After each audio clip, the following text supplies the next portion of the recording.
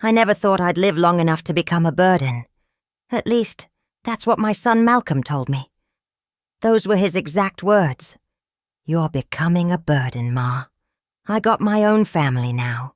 You need to figure things out for yourself." It hit me harder than any diagnosis I ever received. I spent the last 2 months rationing my medicine because the copay for my heart pills went up. I called Malcolm, hoping, praying, that he'd help me. Just a little.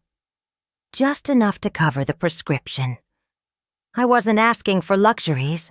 I wasn't asking for gifts. I was asking for help to breathe, to stay alive. Hold on a moment before we move forward. Let us know where in the world you're watching from. And if you're loving these stories, don't forget to hit subscribe.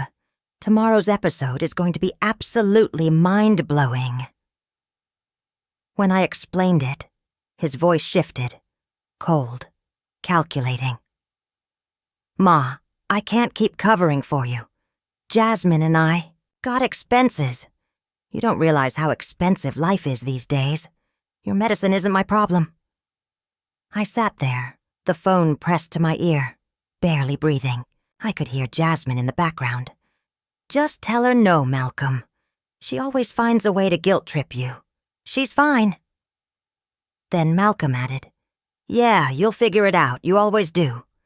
And he hung up. For a moment, I stared at the blank screen, wondering if I imagined it. But no, the call log was there. 4 minutes and 17 seconds. That's how long it took for my son to discard me like trash. I sat at my kitchen table next to the same window where I used to wait for him to come home from school. Back then, I'd sit there, watching the corner, ready to wave when I saw him running down the block. Now that window just framed an empty street. I didn't cry, not right away.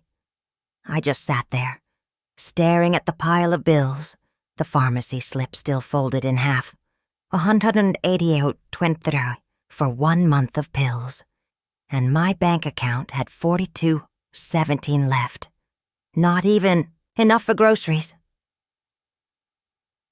I picked up my old worn notebook, the same one where I used to write grocery lists, church announcements, and phone numbers. I flipped to the back. There, buried between faded recipes and notes, were account numbers. Old records, things I hadn't looked at in years. My hands trembled as I started writing names. Checking, cross-checking. That's when something clicked in my head. My utility bill. My name wasn't on it anymore. My water bill. Same thing. Somehow, somewhere, someone had switched everything, quietly, behind my back. I logged into my bank account again. I wasn't crazy. A withdrawal, $5,000, just 2 weeks ago. Another one, $2,800, a month before that. I didn't authorize those. I never even saw those transactions. My heart pounded so hard I had to grip the table to steady myself. I tried calling Malcolm again. Straight to voicemail. I tried Jasmine. Blocked. The same Jasmine who sat at my table last year crying about how marriage was hard and Malcolm doesn't understand me sometimes. I fed her. I listened. I comforted her like my own daughter. Now, suddenly, she had no problem watching me drown. It wasn't confusion. It wasn't a mistake. This was planned. I walked to the filing cabinet in my bedroom, the same one I hadn't opened since Malcolm's father passed. I pulled out the folder labeled Home. The deed was still there. My name. Only my name. They hadn't touched that yet, at least not that. Then I pulled the envelope with my will. The old one. The one that said Malcolm would get everything.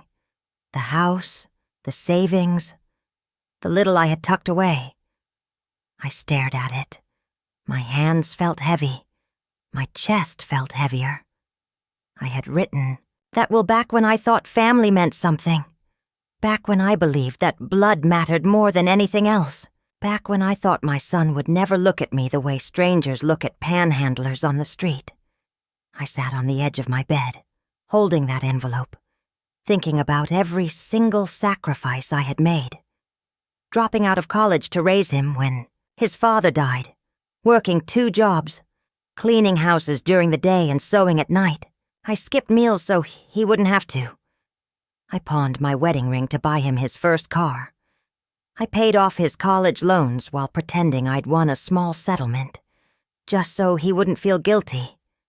And now, my medicine wasn't his problem. I wanted to scream. I wanted to throw something. But instead I just sat there, gripping that will, and something inside me hardened. Something permanent. The next morning I called Monica Reeves, my lawyer. She handled the closing on this house when I bought it 23 years ago. We hadn't spoken in years, but her number was still scribbled on the inside cover of that notebook. She answered, on the 3rd ring. "Mrs. Mayfield?" Her voice was surprised but warm. "I haven't heard from you in a long time. Monica, I need to rewrite my will. Today." There was a pause. "Is everything okay?" "No," I said. "But it will be." She didn't ask more, just said, "Come by my office this afternoon. We'll take care of it." I hung up the phone, stood in front of my bathroom mirror, and looked at myself. My face was older now. More lines, more gray, but my eyes, they were still sharp, still mine. I got dressed, put on my church shoes, the good ones, and I grabbed every single document I had. The deed, the old will, bank statements, retirement accounts, anything with my name on it. When I got to Monica's office, she hugged me. She must have seen something in my face. Something that told her this wasn't just business. We sat down, and I told her everything.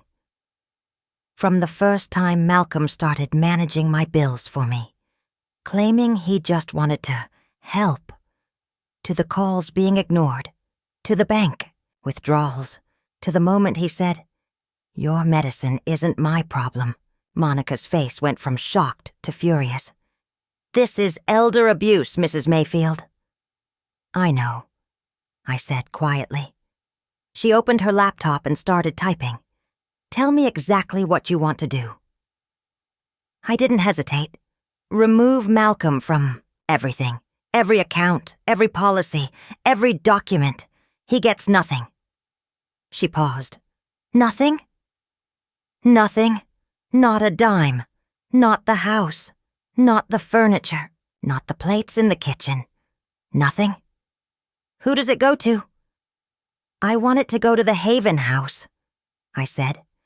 "The shelter downtown. The one that helps older women who don't have anybody. That's my family now." Monica sat back, nodded, slowly. "All right.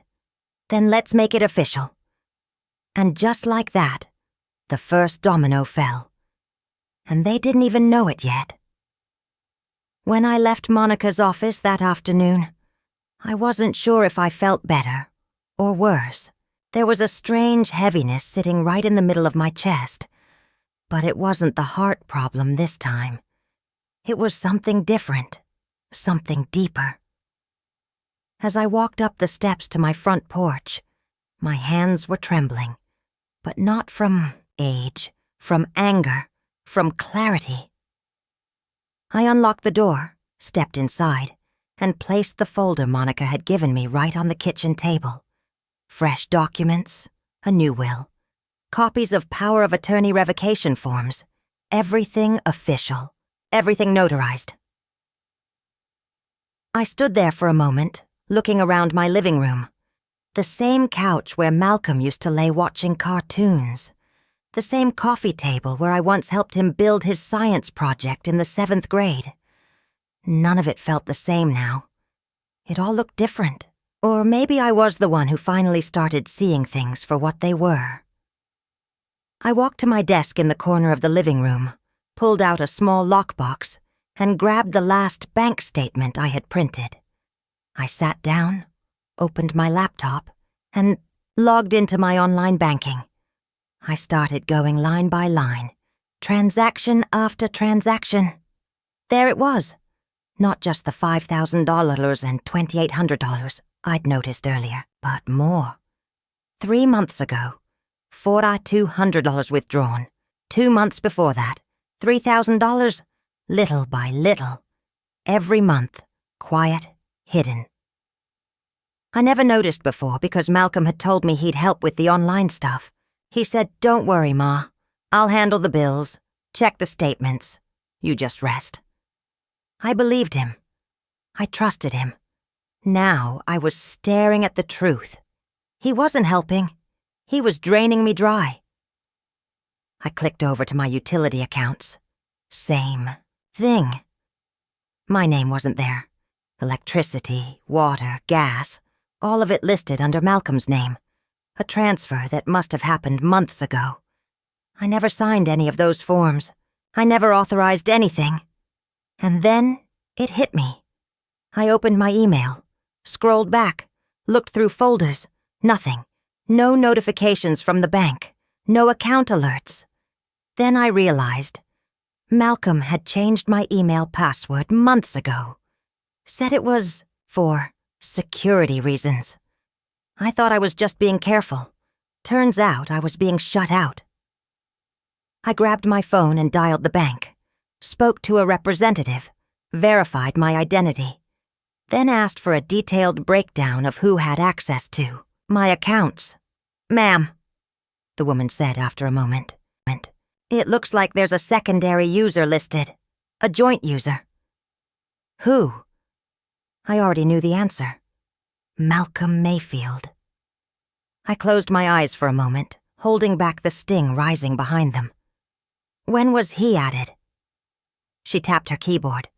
"Last year, October."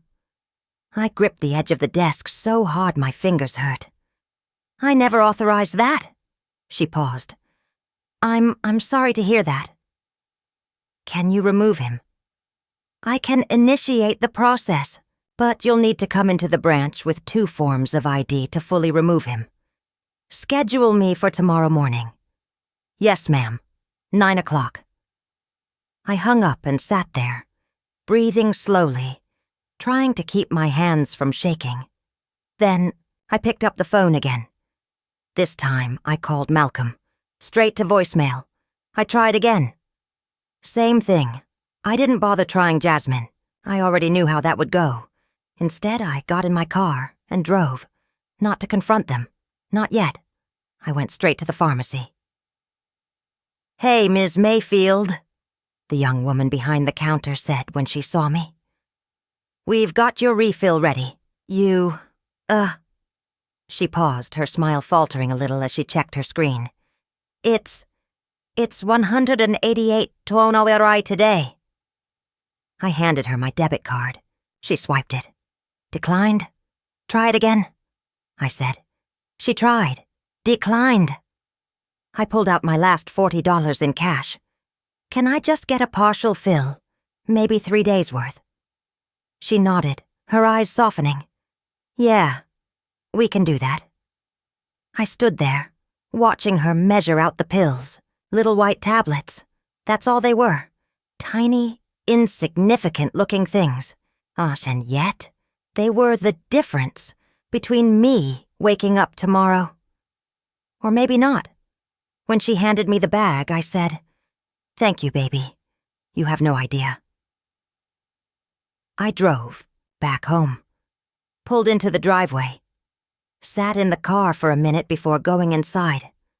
My phone buzzed. It was a text. From Jasmine. "Malcolm told me you've been calling and stressing him out. He's working. He's got a family now. Please respect that." I stared at it. Respect the same woman who sat in my kitchen crying about her marriage. The same woman I loaned $2,000 to when her car broke down. The same woman who once told me I was the only real mother figure I've ever had. I didn't reply. I deleted the message. Then I blocked her number. I stood up, walked to the bedroom, pulled down the old box from the top shelf of the closet, The one with old tax documents, birth certificates, and Malcolm's baby book. I flipped it open. Pictures, report cards, cards he made me for Mother's Day when he was 6, 7, 8 years old. I love you, Mommy. Crayon scribbles in uneven letters. I shoved it all back in the box, slammed the lid shut. Then I opened the drawer next to my bed, pulled out the envelope that Monica had prepared. The new will, the new documents. I set it on the kitchen table. It sat there, heavy, final. The next morning I was at the bank at 8:55, waiting for them to open. As soon as they unlocked the doors, I walked in and sat down with the branch manager. I showed her my ID, explained the situation, showed her the withdrawals, the forged forms. She frowned. "Ma'am, these signatures, this doesn't even match." "I know." She clicked her mouse, pulled up more records. "We can remove him, but if you want to pursue this legally, you'll need to file a report." I stared at her, thought about it. "No," I said. "Not yet." "Are you sure?" "Yes, just get him off now." She nodded. "Understood." It took an hour. By the time I left, Malcolm no longer had access to a single penny. The accounts were mine again. Passwords changed. New debit card. Fresh checkbook.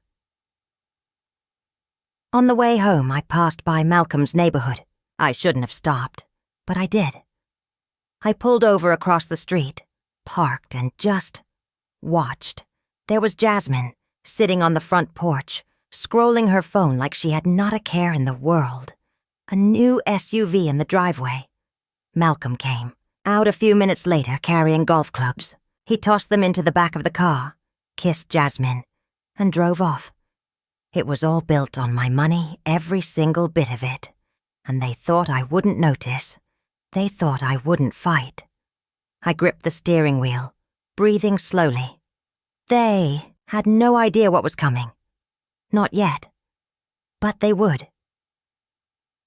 When I got home after leaving the bank, I sat at the kitchen table for a long time. No TV, no music, just the sound of the old clock ticking on the wall. I stared at the manila envelope that held my new will, the power of attorney revocation, and every other document Monica had prepared. It didn't feel real yet. I kept thinking maybe Malcolm would call. Maybe he'd realize something. Maybe he'd feel the weight of what he did. But the phone stayed silent. I stood up, walked to the stove, put water on for tea. It was just something to do with my hands. I didn't really want tea. I didn't really want anything. I just needed to stay busy. As the water boiled, I looked over at the photo frame sitting on the windowsill. It was an old photo. Malcolm was about 9 years old, standing next to me, holding a fishing rod. His smile was wide, his arm around my waist. Back then, he used to say, "It's me and you, Mama, forever." Now here I was, alone. I poured the water, set the cup on the table, and grabbed my notebook. The same one I had been writing in since this all started. I flipped to a fresh page and started listing everything I needed to check. Bank accounts utility, bills power of attorney property, deed retirement account insurance policies. I underlined the last two. I hadn't checked those yet. I got up, went to the bedroom, and pulled the plastic storage bin out from under the bed. Inside were my old files. I found the folder labeled Insurance. I pulled out the latest statement and sat back down. As soon as I opened it, my stomach dropped. There on the front page was a line that said, "Primary beneficiary, Malcolm Mayfield." I flipped through the pages looking for the change forms. I didn't remember updating anything. Then, tucked between two statements, I found it. A beneficiary change form. Signed, dated, October of last year. But the signature wasn't mine. I stared at it, my hands trembling, my heart pounding so hard I could hear it in my ears. The handwriting didn't even look close to mine. Sloppy, rushed. Like someone who was trying to copy my name but didn't know how my letters curved, how I looped my Y. I checked the second policy. Same thing, changed to Malcolm. I stood up, went straight to the file cabinet, pulled out the old copies of the previous beneficiaries. Before, it was split between the local church, Haven House, and a small fund I had set aside for my granddaughter if Malcolm ever had children. Now, all of it pointed to him. I grabbed the phone and dialed Monica. She picked up on the second ring. "Mrs. Mayfield?" she answered. "Monica, it's worse than we thought." "What happened?" "The insurance. He changed the beneficiaries. Both policies." There was silence for a moment on her end. Then her voice got sharper. "Do you have the paperwork?" "I do. I have both the old copies and the new ones. The signatures. It's not mine. Not even close." "All right," she said. "Bring them to my office tomorrow. First thing. We'll take care of it." I hung up and sat there for a minute. Then I pulled out the folder with my retirement account. Opened it. Same story. Malcolm had filed a change of beneficiary last November. I stared at the paper, reading it over and over. My hands started shaking. This wasn't just stealing. This wasn't just being careless or selfish. This was intentional. This was calculated. He had planned it, piece by piece, quietly, without telling me, without asking. I stood up, paced the room, trying to breathe. My head felt light. My hands tingled. For a moment, I thought maybe it was my heart again. But no, it was just anger. Pure, sharp anger. I looked down at my hands and realized I was clutching the paper so tight it was crumpling in my fingers. I sat back down, forced myself to breathe, counted backwards from 10. Then I opened my notebook again. Retirement account, fraud insurance. Fraudy circled both in red pen. Then for a long time I just sat there, staring at the page. I couldn't believe how stupid I had been. How blind. I raised that boy. I fed him.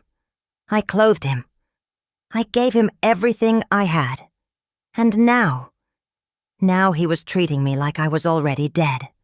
Like I was nothing but a check waiting to be cashed. I don't know how long I sat there, but at some point the sun started going down. The house got darker, colder, and then... The phone rang. I jumped. I looked at the caller ID. It was Malcolm. I didn't answer right away. I just stared at the screen as it rang. Part of me wanted to pick it up and scream. Part of me wanted to throw the phone across the room.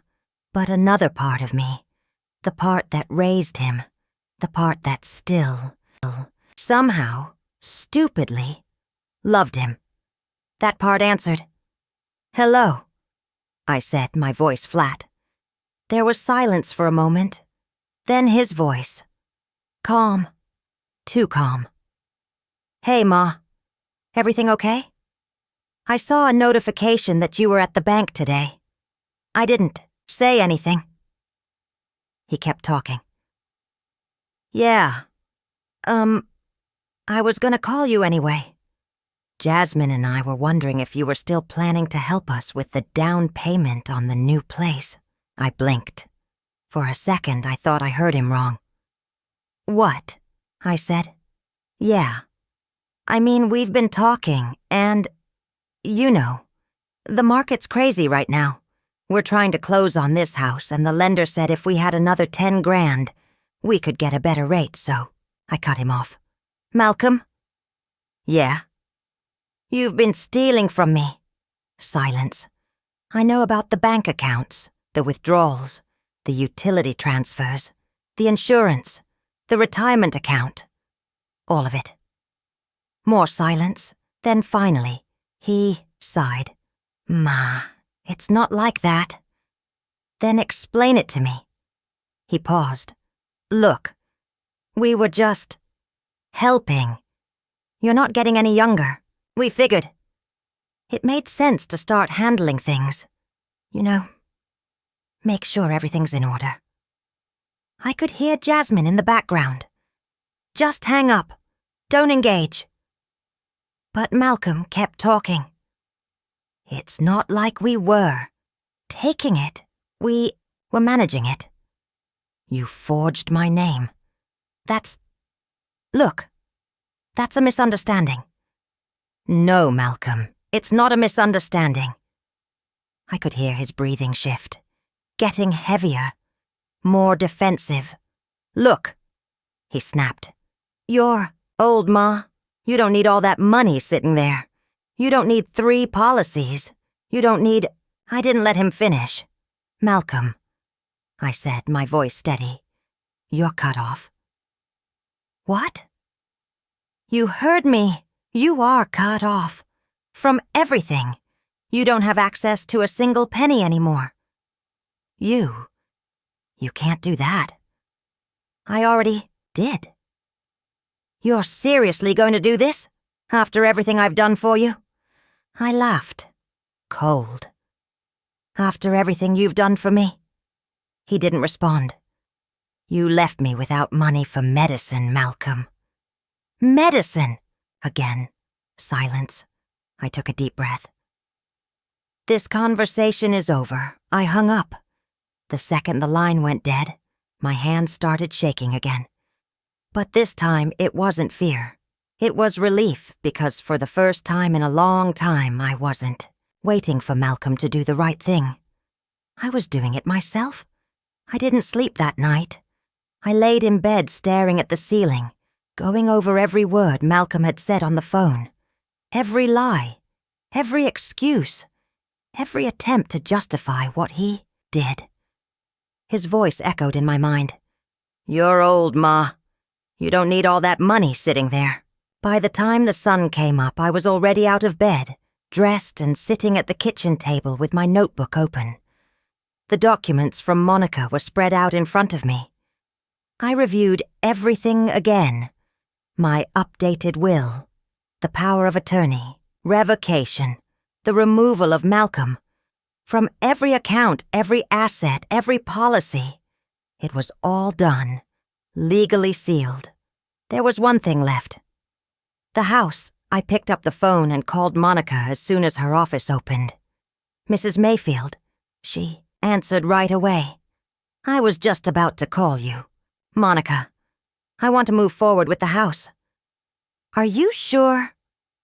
I'm sure. I want it sold. She didn't ask why. She already knew. All right, she said. I'll get the paperwork started. Do you want me to handle the sale directly, or do you want to list it with an agent? I want it fast, I said. Cash buyer if possible. Understood. While Monica started working on that, I went to my bedroom and started packing. Not everything. Just what mattered. My mother's quilt, a few photo albums, my good dishes, a couple of dresses, my church shoes. The rest could go. I boxed up Malcolm's. Old things too. The trophies, the school photos, the baby shoes I'd kept for over 40 years. I put them all in a box labeled "For Malcolm" and set it by the door. By noon, Monica called back. You're not going to believe this, she said. I already have a buyer. Really? Yeah, young couple. Cash offer. Full price. No contingencies. They saw the listing pop up on our internal network and jumped on it. Good, I said. Send me the paperwork. Already on its way. While waiting, I started making phone calls. Utilities canceled. Mail forwarded. Movers scheduled. I wasn't wasting time. Around 2 p.m., there was a knock at the door. I opened it, and there he was. Malcolm, standing on my porch like he hadn't stolen from me. Like he hadn't told me my life didn't matter. His face was tight, jaw clenched, hands in his pockets. We need to talk, he said. I didn't step aside. Talk about what? He sighed, frustrated. Why did you lock me out of the accounts?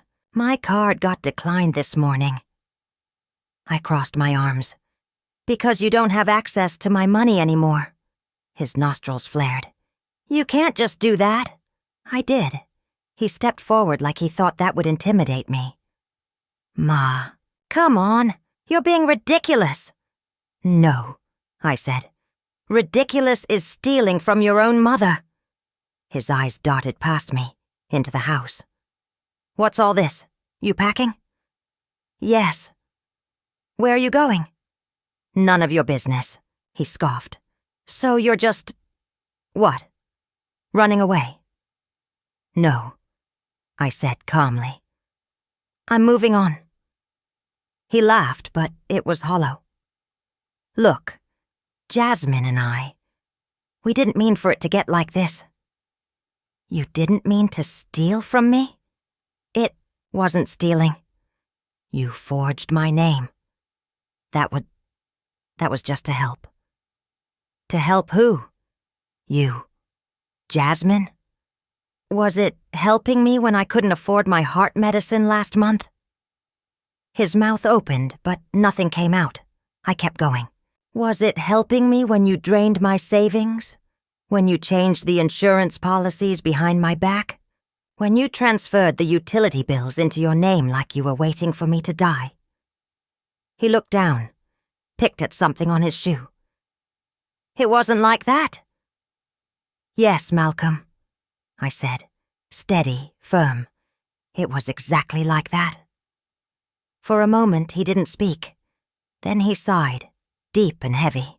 Look, Jasmine's freaking out. The mortgage payment bounced. Her car payment got denied.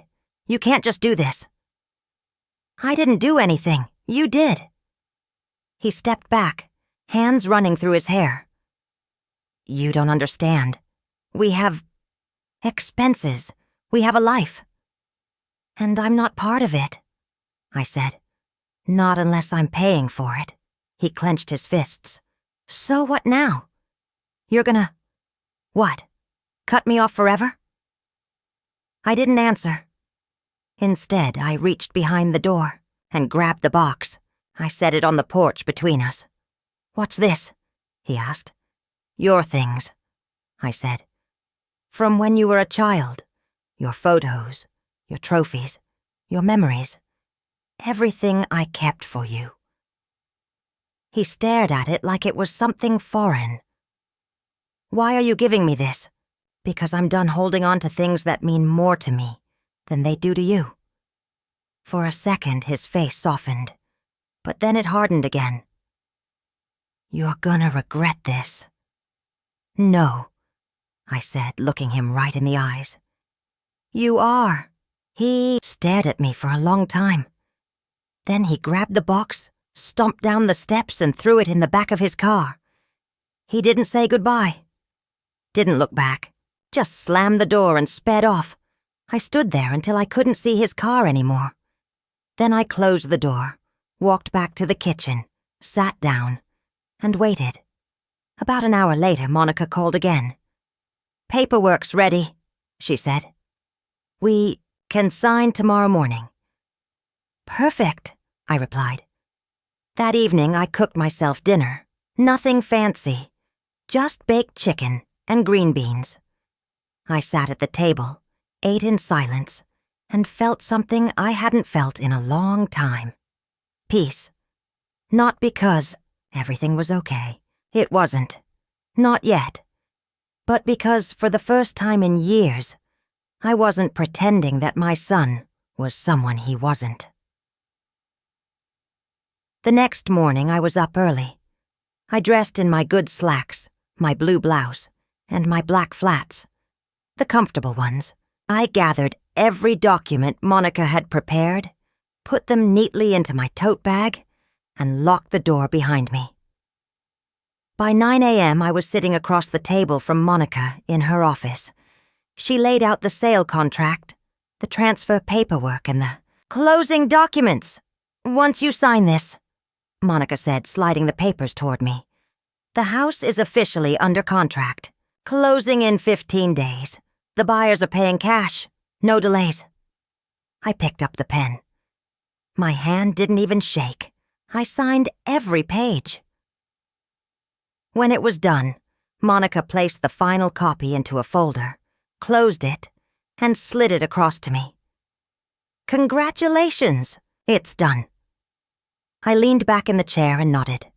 Good. She folded her hands on the table. You okay?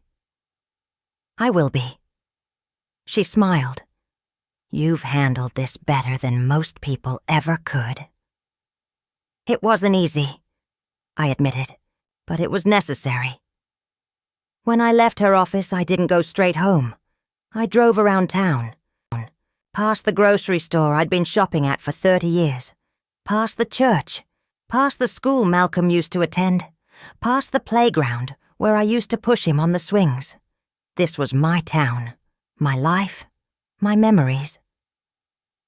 But now it was time to leave it behind.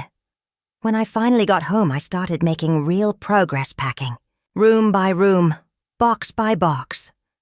I wasn't keeping much, just the essentials. My clothes, my cookware, a few photo albums, the quilt my mother made, my Bible. The rest, it could stay. Let the new owners have it. I wasn't dragging the past with me anymore. Around noon, my phone buzzed. I checked the screen. It was Malcolm. I didn't answer. I just let it ring until it stopped. A minute later, it buzzed again. This time, a text. Why isn't the mortgage account working? I ignored it. Then, another text. Ma, seriously? What did you do? Then another. Answer the phone. I set the phone face down on the table and kept packing. Not 10 minutes later, there was a loud knock at the front door. Hard. Angry. I walked to the window and peeked through the blinds. Malcolm's car was in the driveway. He was on the porch, pacing, running his hands through his hair. I opened the door but didn't step outside. What do you want, Malcolm? His eyes were wild, his face red. What did you do? Be specific. The mortgage account is frozen. The utilities are disconnected. The bank said you revoked everything. That's right, I said, calmly. I did. You can't do that, he shouted, stepping toward the door. I didn't flinch. I can. And I did. He blinked, stunned. We, Jasmine and I, we have bills. We have obligations. Not my problem, I said. His mouth opened, but nothing came out. He was so used to me giving in, so used to me smoothing things over, making it right, covering the gaps. Not this time. You're going to ruin us, he said, voice cracking. No, I corrected him. You ruined this. You did that when you decided my life didn't matter, when you drained my accounts, when you left me struggling to pay for my medicine. He clenched his jaw. Look, we can work this out. I made mistakes. I get that. But you don't have to do this. I already did. He stood there, breathing hard, his hands and fists at his sides. Then he asked quieter, Are you selling the house? I didn't answer right away, just looked at him. You are, aren't you? His voice rose again. You're selling the house. Yes. Without even telling me? You don't live here. You don't own it. You don't get a say. His mouth opened like he wanted to argue, but the words didn't come, because he knew it was true. We don't have anywhere else to go, he finally said, voice dropping. We were counting on. He stopped himself, but it was too late. I knew exactly what he was going to say. They were counting on me dying. They were counting on me quietly, fading away, leaving the house, the money, everything to them. No fight, no questions. But I was still here, and I wasn't fading away. I guess you'll have to figure it out, I said. He stepped back, staring at me like he didn't even recognize me anymore. I can't believe you do this. You already did worse. For a long moment, neither of us said anything. Then he shook his head, turned and stomped down the steps. He got in his car, slammed the door, and sped off. I closed the door, locked it, and went back to packing. About an hour later, my phone buzzed again. This time, it was a message from Jasmine. You are the most selfish, vindictive person I've ever met. After everything we've done for you. I deleted it without even reading the rest. For the next 2 days, I didn't hear from either of them. But then, on the 3rd day, I got a call from the realtor. Mrs. Mayfield, she said, we've got a situation. What kind of situation? Your son and his wife showed up at the house. They told the buyers that the sale was fraudulent, that you're not of sound mind. My blood pressure went straight through the roof. What? Don't worry, she said quickly. The buyers aren't backing out. They called me directly. They asked for clarification. I showed them the paperwork.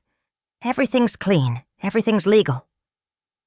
Good, I said, but your son, he's not done.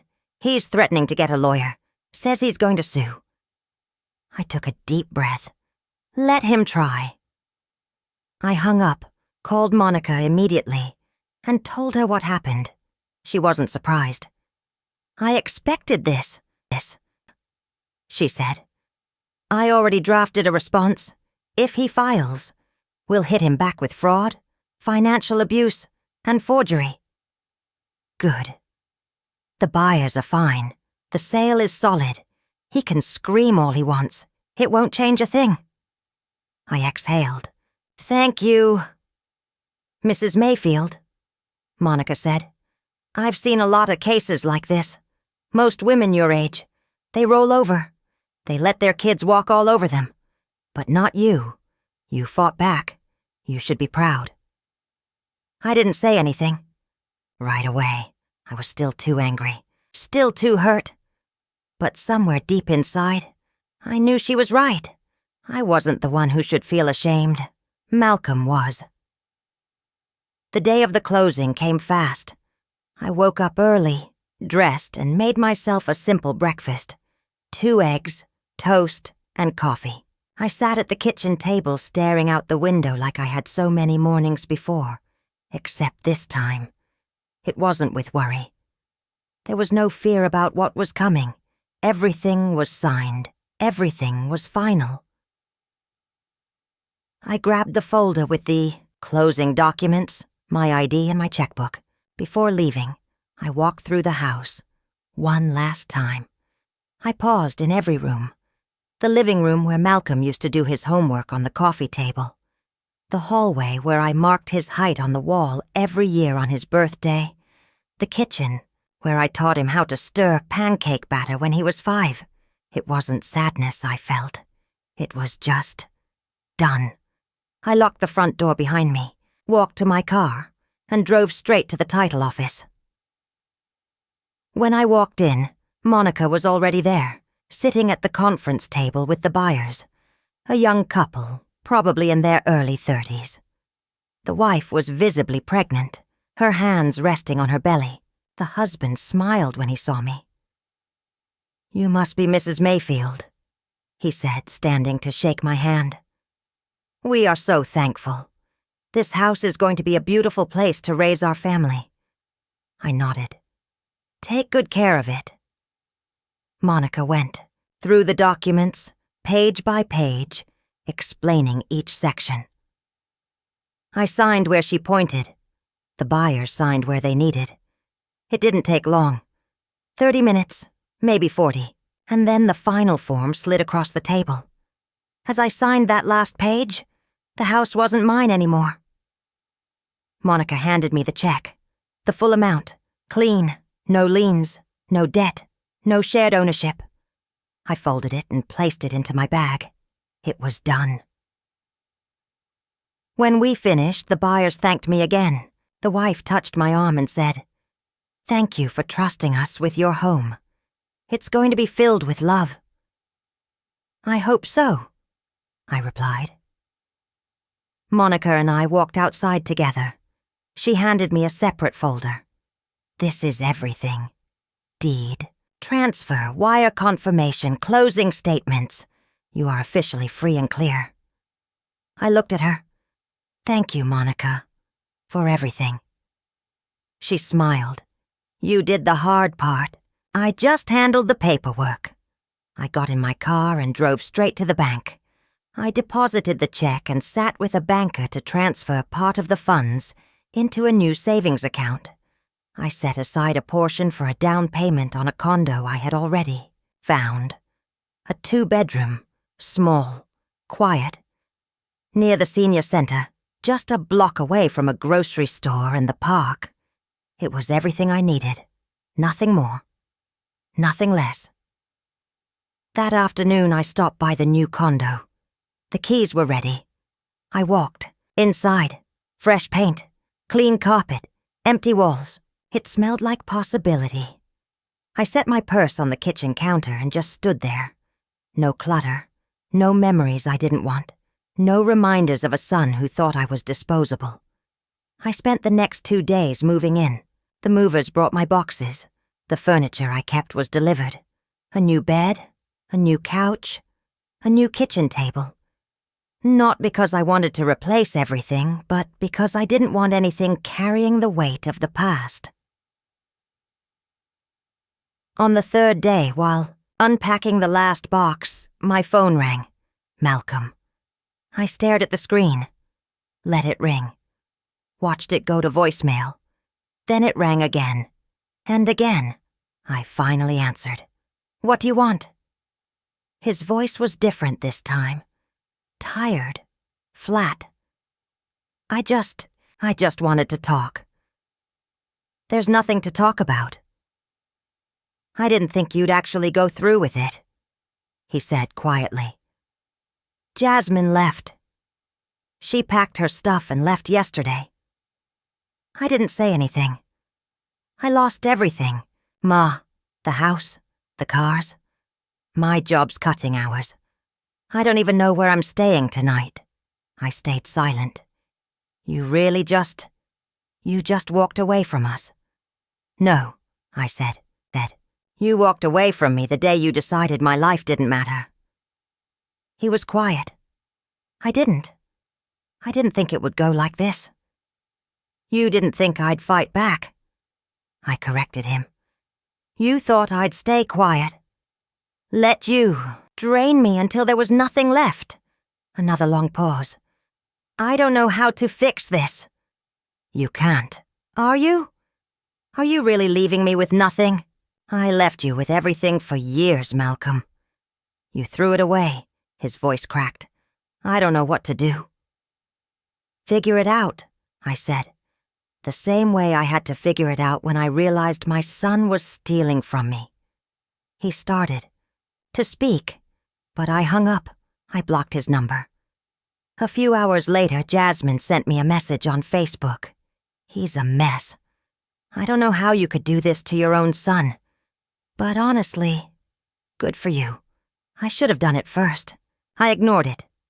I spent the rest of the day setting up my new home, hung pictures on the walls, set up my kitchen just the way I liked it, stocked the pantry, planted a little herb garden on the patio, basil, mint, rosemary. The silence was different, now. It wasn't empty. It wasn't lonely. It was peaceful. A week after moving in, I visited Haven House, the shelter I had put in my will. I walked in, sat with the director, and handed her a donation check. Not everything, just enough to help fund some of their programs for the next year. This is incredible," she said, stunned. "You have no idea how many women this is going to help." "I know," I said. We sat and talked for an hour, about the women who came through their doors, about what it meant to be discarded by the very people you spent your life loving. She understood. I didn't have to explain. When I left, I felt something lift off my chest. This was what legacy really looked like. Not money, not houses, not passing down property to people who don't deserve it. Legacy was making sure someone else didn't feel like I felt when I realized I was alone. Later that evening, sitting on my new couch, watching the evening news, my phone buzzed. A message. It was from Malcolm's daughter, my granddaughter, the only innocent one in all of this. Grandma, I don't know what really happened. I just know I miss you. Can I come visit? I sat there for a long moment, reading those words over and over. Then I replied, yes, anytime. Because some doors don't have to stay closed forever.